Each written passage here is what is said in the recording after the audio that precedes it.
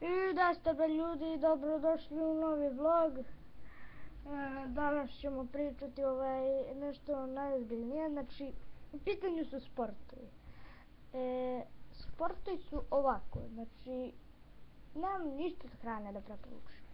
Znači to su tegovi, zgibovi, bicepsi, onda recimo mišići, to znači sklekove, sve ja to radim.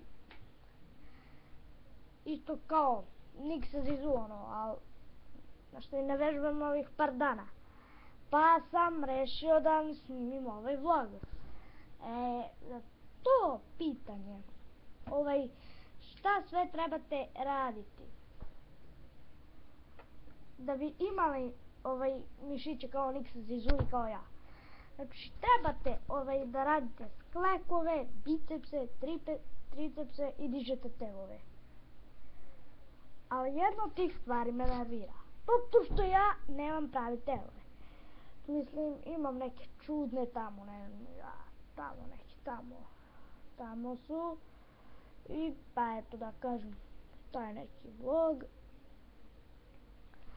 I pa lepo da vam kažem da, evo moram spustim kameru.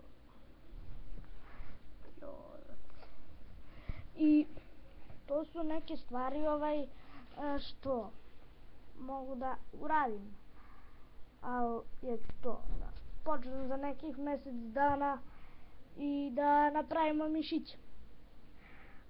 Možda će i snimimo klip za to, ali siguran sam da ćemo da snimimo klip za to.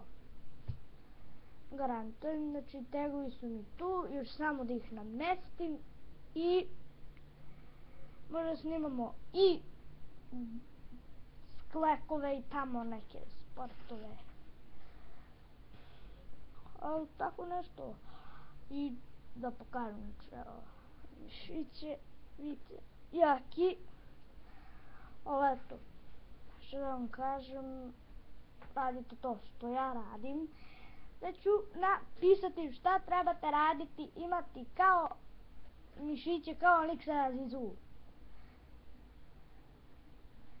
Znači to je jedna od stvari za dobre mišiće, kao što su recimo jaki mišići na nogama i na rukama.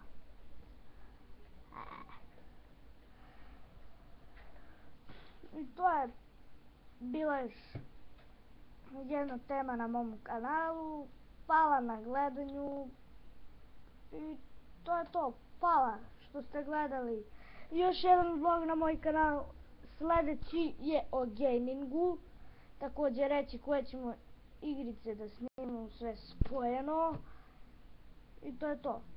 Ćao.